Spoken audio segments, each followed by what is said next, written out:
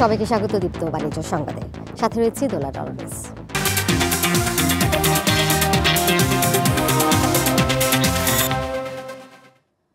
চট্টগ্রাম বন্দর বিদেশিদের হাতে পরিচালনার দায়িত্ব দেওয়ার প্রতিবাদে গণ অনশন কর্মসূচি পালন করছেন শ্রমিক কর্মচারী ঐক্য পরিষদ। এ বিষয়ে বিস্তারিত জানাতে চট্টগ্রাম থেকে এই মুহূর্তে আমার সাথে সরাসরি যুক্ত হয়েছেন সহকর্মী রুনা আনসারি। যাচ্ছি তার কাছে।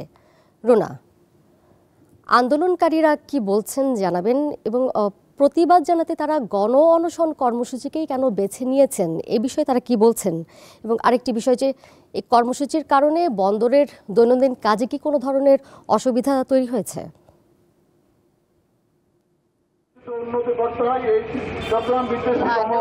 দীর্ঘদিন ধরে চট্টগ্রাম বন্দরকে বিদেশিদের হাতে তুলে দেওয়ার যে চুক্তি হয়েছিল সেই চুক্তি বাতিলের প্রতিবাদে শ্রমিক কর্মচারী ঐক্য পরিষদ আন্দোলন করে আসছে। আজকে তারা গণ অনশনে বসেছে এবং গণ অনশনটি হচ্ছে চট্টগ্রামের প্রেস ক্লাব চত্বরে। কারণ কিছুদিন আগে চট্টগ্রাম বন্দর এলাকায় 1 মাইলের মধ্যে কোনো ধরনের সমাবেশ বিক্ষোভ নিষিদ্ধ ঘোষণা করেছেন এবং সেখানে 144 ধারা জারি করার পরে তারা কিন্তু বন্দর এলাকায় কোনো ধরনের বিক্ষোভ সমাবেশ করতে পারছিলেন না। তারা চট্টগ্রামের আগ্রাবাদে এর আগে বিক্ষোভ সমাবেশ করেছেন এবং আজকে তারা গণ অনশনে বসেছে চট্টগ্রাম প্রেস ক্লাব চত্বরে। তারা আজকে এখানে বিকেল 4টার পরেই তারা এখান থেকে বৃহত্তর আন্দোলনের ঘোষণা দিবেন এমনটা আমাদেরকে জানিয়েছেন। তাদের কথা হচ্ছে চট্টগ্রাম বন্দর কিন্তু একটি লাভজনক প্রতিষ্ঠান। চট্টগ্রাম বন্দরে যে আয় হয় সেই আয় দিয়ে কিন্তু চট্টগ্রাম বন্দর পরিচালনা হয়ে আসছিল দীর্ঘদিন ধরে। এখানে কিন্তু কোনো ধরনের লোকসান নেই। এরপরও কেন চট্টগ্রাম বন্দরের নিউমোরিং কন্টেনার টার্মিনাল, লালদিয়া চর চট্টগ্রাম বন্দরের স্থাপনাগুলো ডিপি ওয়ালকে দেওয়া হবে। ডিপি ওয়াল সহ দেশি বিদেশি বিভিন্ন প্রতিষ্ঠান যে ইজারা দেওয়ার পায়তারা চলছে সেই পায়তারা কিন্তু প্রতিবাদে তারা আজকে গণ অনশনে বসেছেন। তারা বলছে চট্টগ্রাম বন্দরের পাশেই কিন্তু নৌবাহিনী ঘাঁটি রয়েছে এবং বিভিন্ন সরকারি স্থাপনাগুলো রয়েছে, আর সেগুলো তো হুমকির মুখে পড়বেনি এবং চট্টগ্রাম বন্দরের সাথে সাথে চট্টগ্রামের সাথে সাথে বাংলাদেশের মাতৃভূমি কিন্তু হুমকির মুখে পড়বেন এমনটা আশঙ্কা করছেন তারা। তারা বলছেন চট্টগ্রাম বন্দরে যে শ্রমিক কর্মচারীরা রয়েছেন তারা চট্টগ্রাম বন্দরে আজ পর্যন্ত যেভাবে কাজ করে আসছেন সে কাজের কিন্তু ফলাফল হিসেবে চট্টগ্রাম বন্দর এখন পর্যন্ত লাভজনক প্রতিষ্ঠান হিসেবে রয়েছে এবং চট্টগ্রাম বন্দরের যে জায়গাটি জুড়ে চট্টগ্রামের যে বিভিন্ন স্থাপনাগুলো রয়েছে সেগুলো নিরাপত্তার কথা চিন্তা করে বিদেশি ডিপি ওয়ালকে যে দেওয়ার পায়তারা সেটি থেকে সরে তথ্য তারা বলছেন আওয়ামী লীগ সরকারের সময় যে চুক্তি হয়েছিল সেই চুক্তি এখন কেন বাস্তবায়ন করার পায়তারা চলছে। এখানে কি তাহলে স্বৈরাচার, যার পরে স্বৈরাচারের যে বীজ সেই বীজ এখনো রয়ে গেছে প্রতিবাদ জানাচ্ছেন এবং চট্টগ্রাম বন্দর এলাকা জুড়ে যেহেতু 144 ধারা জারি করা হয়েছে যার কারণে তারা চট্টগ্রাম বন্দর এলাকায় যেহেতু বিক্ষোভ সমাবেশ করতে পারছেন না, যার কারণে চট্টগ্রাম বন্দরের ভেতরে অভ্যন্তরীণ কিন্তু কাজকর্মের কোনো ধরনের অসুবিধা হচ্ছে না। শ্রমিকরা সবাই এখানে এসে তারা বিক্ষোভে বসেছেন, অনশনে বসেছেন এবং চট্টগ্রাম বন্দরের কার্যক্রম কিন্তু যথারীতিভাবে চলছে। আজকে বিকেল 4টায় এখান থেকে তারা অন্য বিক্ষোভ যে তাদের পরবর্তী সমাবেশ বা পরবর্তী কার্যক্রম সেটি ঘোষণা করবেন। দোলা, চট্টগ্রাম থেকে সরাসরি যুক্ত ছিলেন সহকর্মী রুনা আনসারি। আজ থেকে আগামী 3 মাসের জন্য সেন্ট মার্টিনে ভ্রমণ নিষেধাজ্ঞা উঠে যাচ্ছে, তবে মানতে হবে 12টি নির্দেশনা। নভেম্বরে সেখানে রাত্রি যাপন করা যাবে না। এই অবস্থায় সেন্ট মার্টিন রুটে জাহাজ না চালানোর সিদ্ধান্ত নিয়েছেন মালিকরা।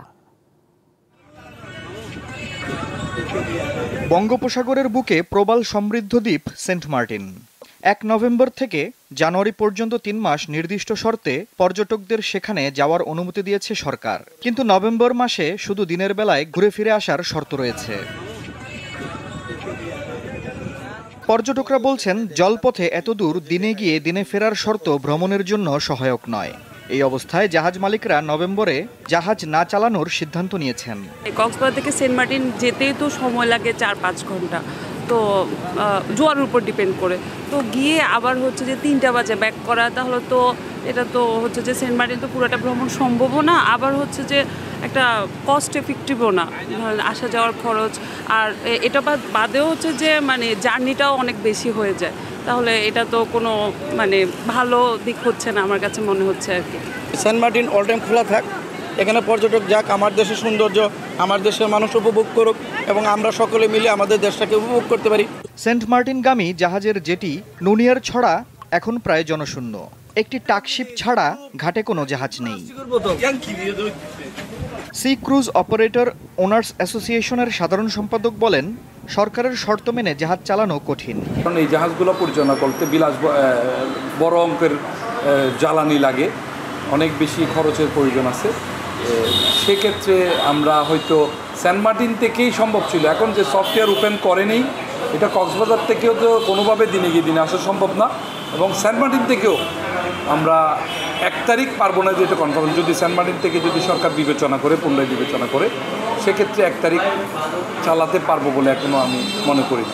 যদি সরকার সিদ্ধান্ত থেকে সরে না আসে, কক্সবাজার থেকে জাহাজ চলাচল যদি বজায় রাখে, সরাসরি দিনে গিয়ে দিনা নভেম্বরে শুরু হওয়ার সম্ভাবনা নাই বললেই চলে।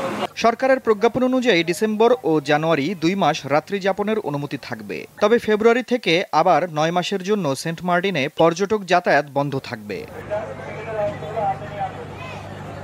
আফরিদ হাসান, দীপ্ত বার্তাকক্ষ। সময়ের সঙ্গে পরিবর্তন আসছে নারীর ফ্যাশনে, তবে চুড়ি আজও নারীর প্রিয় অলংকার। কাচের চুড়ির পাশাপাশি এখন জায়গা করে নিয়েছে মেটালের চুড়ি, যা টেকসই, আকর্ষণীয় আর ডিজাইনে ভরপুর। এসব চুড়ি তৈরিতে পার করতে হয় অন্তত 20টি ধাপ।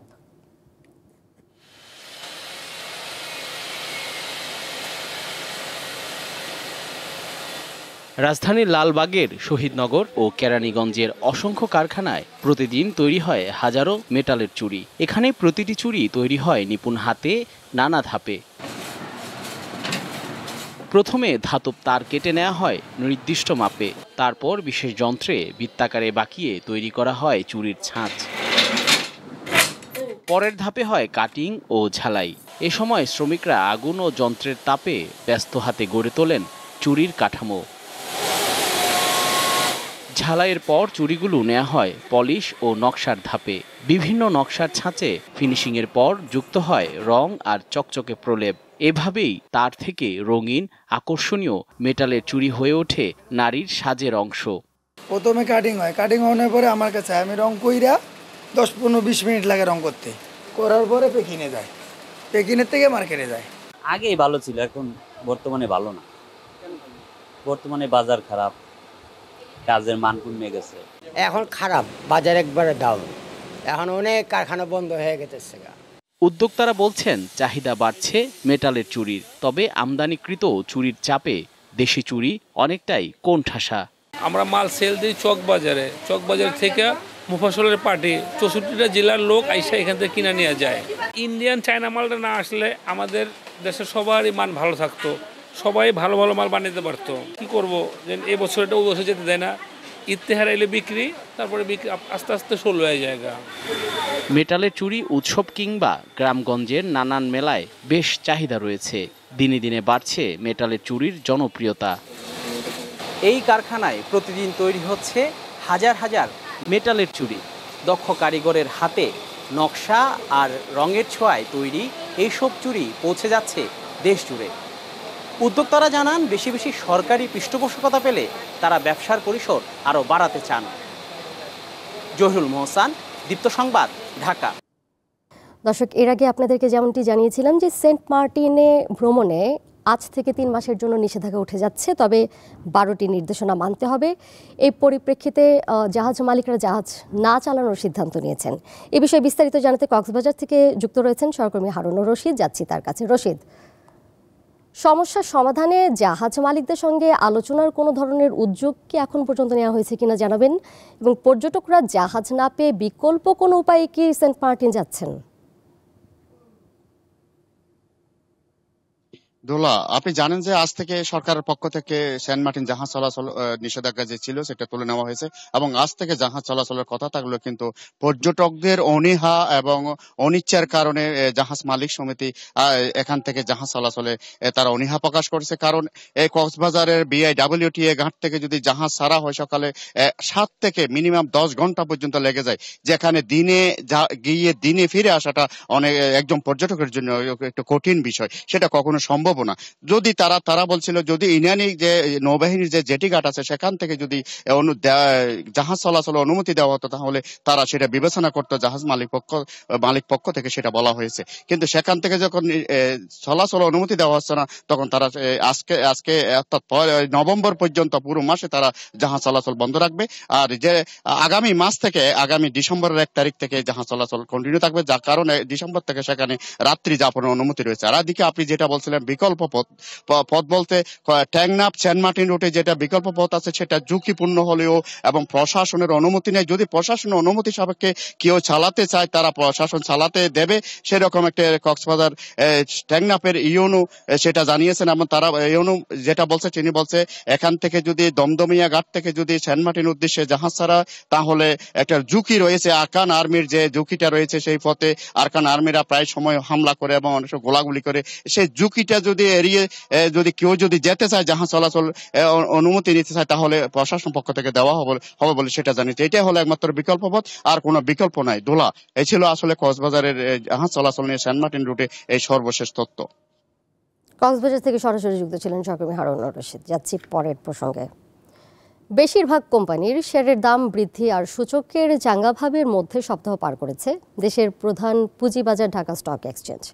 যদিও সপ্তাহ শেষে মোট বাজার মূলধনের পরিমাণ কমে দাঁড়ায় 5,796 কোটি টাকায়, আর দৈনিক গড় লেনদেন ছিল 457 কোটি টাকা। দেশের প্রধান পুঁজিবাজার ঢাকা স্টক এক্সচেঞ্জে গেল সপ্তাহের প্রথম কার্যদিবসেই লেনদেন নেমে যায় 500 কোটি টাকার নিচে। পুরো সপ্তাহ জুড়ে লেনদেন 500 কোটি টাকার আশপাশে ঘুরপাক খায়। শেষ পর্যন্ত গড় লেনদেন গিয়ে থাকে 457 কোটি টাকায়। একই সময়ে মোট বাজার মূলধনের পরিমাণ কমে যায় 5,796 কোটি টাকা। এছাড়া সূচকের চাঙ্গাভাবের মধ্যে ঢাকা স্টক এক্সচেঞ্জের DSEX সূচক সপ্তাহ শেষে 29 পয়েন্ট বেড়ে মোট সূচকের পরিমাণ দাঁড়ায় 5,122 পয়েন্টে।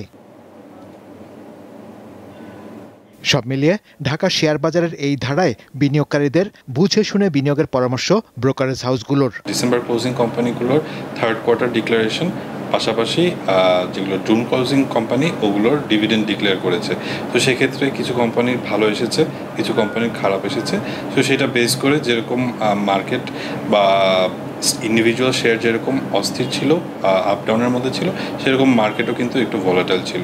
আমার ধারণা এই সপ্তাহে যেহেতু এরকম সব কিছু প্রাইস সেন্সিটিভ ইনফরমেশনগুলো মোটামুটি কেটে গিয়েছে, আগামী সপ্তাহ থেকে একটা স্থিতিশীল মার্কেট দেখব। এদিকে বাজারের ইতিবাচক ধারা বজায় রাখতে নানামুখী পদক্ষেপ গ্রহণের পরামর্শ দিয়েছেন বাজার বিশ্লেষকেরা। রবি সোম মঙ্গল নেক্সট উইকে এটা সাস্টেইন করবে নাকি না ওটা তখনই বোঝা যাবে। আর প্লাস আরেকটা জিনিস যে আমাদের তো এখন দেশ একটা ন্যাশনাল ইলেকশনে যাচ্ছে, যেটা হয় যে সব ইলেকশনের আগে কিছু আনসার্টেনটি থাকে, কারণ অনেক রকমের রুমার থাকে, অনেক স্পেকুলেশন থাকে ইলেকশন কিভাবে হবে, মানে সুস্থ হবে নাকি না। তো এই আনসার্টেনটি কিন্তু থাকবে, এটা মার্কেটকে অ্যাবজর্ভ করে নিতে হবে। আমি মনে করি বিনিয়োগকারীকে পেশেন্ট থাকা উচিত। তারা যদি ভালো বিনিয়োগে থাকে তাদের ইনশাআল্লাহ কোনো সমস্যা নেই। But at the end of the day আমরা মনে করি যে অ্যাটলিস্ট একটা সুস্থ নির্বাচন যদি হয়ে থাকে, we have a common sense government, তাহলে দেখবেন যে মার্কেটে আই থিঙ্ক পজিটিভিটি কন্টিনিউ করবে। বাজারের অস্থিতিশীলতার মাঝে ভালো মৌলভিত্তির শেয়ারে বিনিয়োগের কথা বলছেন বিশ্লেষকেরা। শাহরিয়ার ইমন, দীপ্ত সংবাদ, ঢাকা। উত্তরের জেলা পঞ্চগড়ের সমতল ভূমিতে মাল্টার বাণিজ্যিক চাষ শুরু হয়েছে। জেলার আবহাওয়া ও মাটি এই ফল চাষের উপযোগী হয়, প্রতি বছরই আবাদ বাড়ছে। তাই স্থানীয় চাহিদা মিটিয়ে দেশের বিভিন্ন জায়গায় যাচ্ছে পঞ্চগড়ের মাল্টা। গাছে ঝুলছে থোকায় থোকায় সবুজ রঙের রসালো ফল মাল্টা। পঞ্চগড়ের বিস্তীর্ণ সমতল ভূমিতে চা চাষের সফলতার পর এবার মাল্টা চাষেও সফল হয়েছেন স্থানীয় এ জেলার চাষিরা।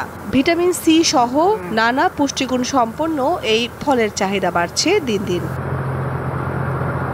চাষিরা জানান এই অঞ্চলের মাটি ও আবহাওয়া মাল্টা চাষের উপযোগী। সাধারণত মার্চ মাসে ফুল আসে এবং কার্তিকে ফল পাকতে শুরু করে।